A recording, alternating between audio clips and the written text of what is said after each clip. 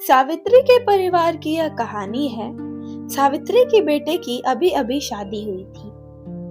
रामू शहर में मजदूरी करता था और आज वह शादी करके घर लौटा। पायल बेहद खूबसूरत थी और उसकी रंगत, तीखे नैन नक्श और उसकी सादगी ने उसे किसी राजघराने की राजकुमारी जैसा बना दिया था। अरे देख, ये रामू इतनी सुंदर बहू कहाँ से ले आया? ये चांद का टुकड़ा है। इस टूटे हुए घर में कैसे रहेगा? रामू की माँ सावित्री हाथ में आरती की थाली लिए खड़ी थी। आजा बेटी, अंदर आ। घर छोटा है पर तेरा ही है। पायल मुस्कुराते हुए घर के अंदर आई। माँ जी, घर छोटा या बड़ा नहीं होता, उसमें रहने वाले लोग का दिल बड़ा होना चाहिए। घर के अंदर का नजारा बाहर से भी बुरा था। एक कोने में रखे पीतल के कुछ घिसे हुए बर्तन थे, एक पुरानी खटिया और छत से टपकते पानी का दाग। रामू ने संकोचते हुए अपना सर झुका लिया। पायल, मैंने तुमसे झूठ नहीं बोला था। मेरी हैसियत बस इतनी ही है। शहर के उस आलीशान मकान के पीछे का सच यही गरीबी है। रामू जी, आपने मुझसे कभी भी कुछ नहीं छिपाया। हम मिलकर इस घर को संवारेंगे। अगली सुबह जब सूरज की किरणें टूटी हुई खिड़की से पायल के चेहरे पर पड़ी, तो उसे एहसास हुआ कि जिंदगी अब पूरी तरह बदल चुकी है। उसे कुएं से पानी भरना था और चूल्हे पर खाना बनाना था। गांव की औरतें बहाने बहाने से घर के अंदर आने लगी, कोई नमक मांगने के बहाने से तो कोई हालचाल पूछने के।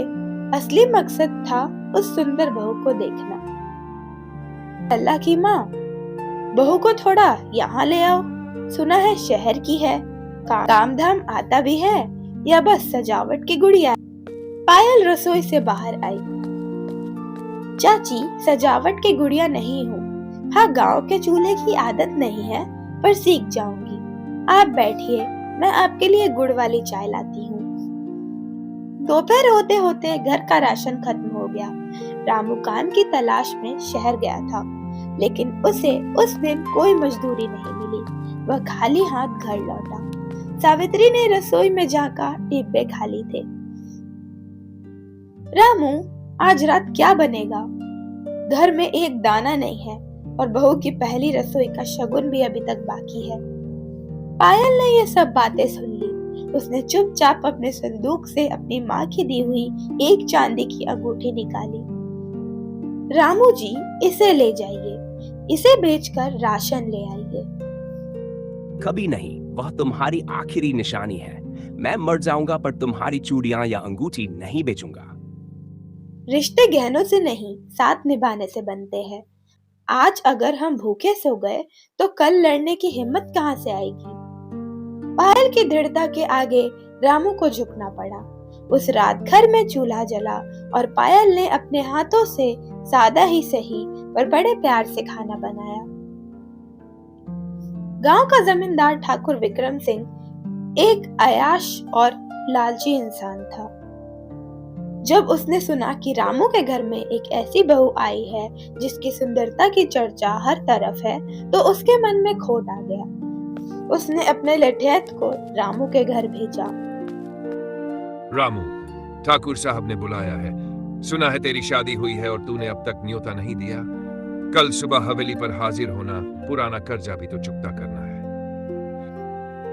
रामू का चेहरा सफेद पड़ गया। उसके पिता ने ठाकुर से 5,000 रुपए लिए थे, जो ब्याज बढ़ते बढ़ते अब 50,000 हो चुके थे। पायल, ठाकुर हमें चैन से जीने नहीं देगा। उसकी नजर हमेशा अच्छी चीजों पर होती है। डरो मत, सुंदरता अगर कमजोरी है तो यह ढाल भी बन सकती है। हम भागेंगे नहीं, सामना करेंगे। सुबह की पहली किरण के साथ रामू के घर पर डर का साया मंडराने लगा था। ठाकुर विक्रम सिंह की हवेली से बुलावा आने का मतलब था मुसीबत। बेटा मत जा, वो राक्षस है। कोई न कोई बहाना बनाकर तुझे फंसा लेगा। पिछले साल भी उसने बिंदा के खेत हड़प लिए थे। माँ, नहीं गया तो वो पुलिस लेकर आ जाएगा। कर्ज तो सच में लिया था बाबूजी ने। रामू जी, अकेले मत जाइए, मैं भी साथ चलूंगी। पायल, तुम पागल हो गई हो। वहां तुम्हारी सुरक्षा और गांव के लोग क्या कहेंगे? गांव की बहुएं और खासकर इतनी सुंदर बहू ठाकुर की हवेली पर जाए, यह तो आग में घी डालने जैसा था। लोग तो वैसे भी बातें बना रहे हैं, ठाकुर को कर्ज चाहिए ना, तो हिसाब आमने सामने होगा। मैं देखना चाहती हूँ कि आखिर वो ब्याज का गणित कैसे लगाता है। जब रामू और पायल हवेली के बड़े फाटक पर पहुंचे तो वहां बैठे पहरेदारों की आंखें फटी रह गई। ठाकुर विक्रम सिंह ऊंचे सोफे पर बैठा था।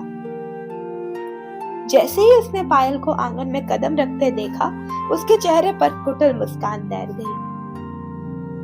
आओ रामू, सुना था तुम शहर से कोई हीरा ढूंढ लाए हो, आज देख भी लिया। मालिक, मैं कर्ज की बात करने आया हूँ, आप बस थोड़ा समय और दे दें। वक्त तो बहुत बीत गया रामू, 5,000 का 50,000 हो गया है। अब इतनी बड़ी रकम तू मजदूरी करके तो चुका नहीं पाएगा, पर अगर तेरी बहू चाहे तो यह कर्ज माफ हो सकता है। ठाकुर साहब, आप बड़े आदमी हैं, हिसाब किताब में तो माहिर होंगे ही। क्या मुझे वो कागज मिल सकते हैं जहां मेरे ससुर जी ने अंगूठे लगाया था? कागज? हाँ मुनीम जी, ले आओ बही खाता।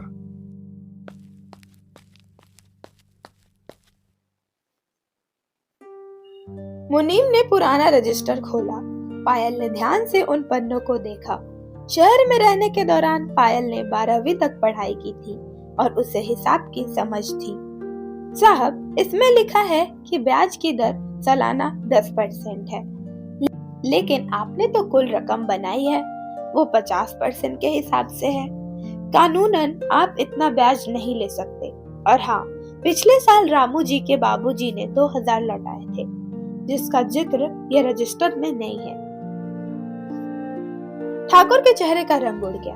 उसे उम्मीद नहीं थी कि वह सुंदर गुड़िया पढ़ी लिखी होगी।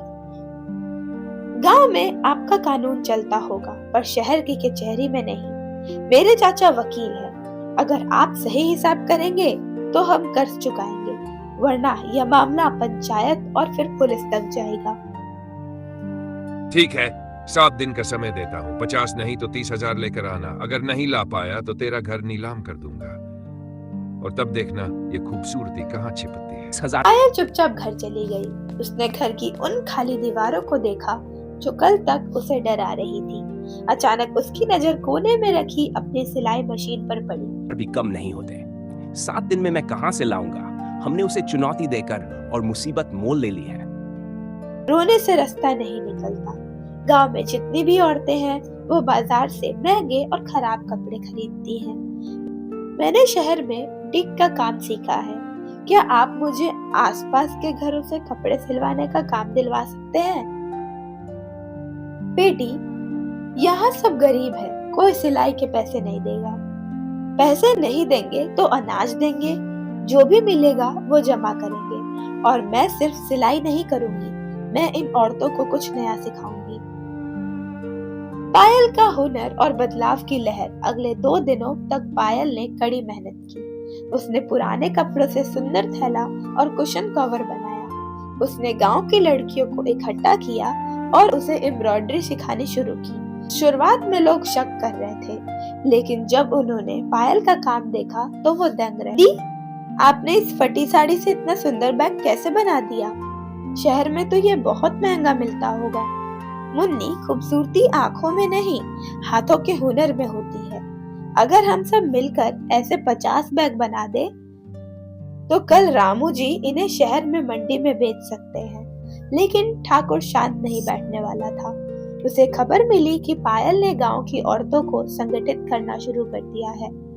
ठाकुर के आदमियों ने पायल के काम करने वाली जगह में आग लगाने की कोशिश की। रात के अंधेरे में किसी मशाल फेंकी। पायल की नींद खुली। उसने देखा कि कपड़ों के ढेर में आग लग रही है। माँ जी, जल्दी जागिए, पानी लाइए। पायल और सावित्री ने अपनी जी जान लगाकर आग बुझाने की कोशिश की। पायल के हाथ झुलस गए, लेकिन उसने उन बैगों को बचा लिया। अगली सुबह रामू लौटा। उसके जेब में 15,000 रुपए थे। शहर में हाथों हाथ बिक गए थे, लेकिन उसने पायल के जले हुए हाथ देखे तो उस अब बहुत हो गया, मैं उस ठाकुर को जान से मार दूंगा। नहीं रामू जी, हिंसा से सिर्फ बर्बादी मिलती है। हमारे पास 15,000 है। और अभी 2 दिन बाकी है। हम करेंगे, हम हारेंगे नहीं। 7वें दिन की सुबह आ गई। समय समाप्त हुआ रामू। लाओ मेरे 30,000, वरना अपना बोरिया बिस्तर बांध ले। गिन लीजिए ठाकुर साहब, इसमें पूरे 30,000 हैं और साथ में यह कागज भी पढ़ लीजिए। ठाकुर ने चौंक कर कागज खोला। यह कलेक्टर ऑफिस की अर्जी है। गांव की 50 औरतों ने ब्याजखोरी और डराने धमकी का बयान दर्ज किया है। अगर आप अपने इस घर की तरफ आंख भी उठाई तो अगला हिसाब कोर्ट में होगा।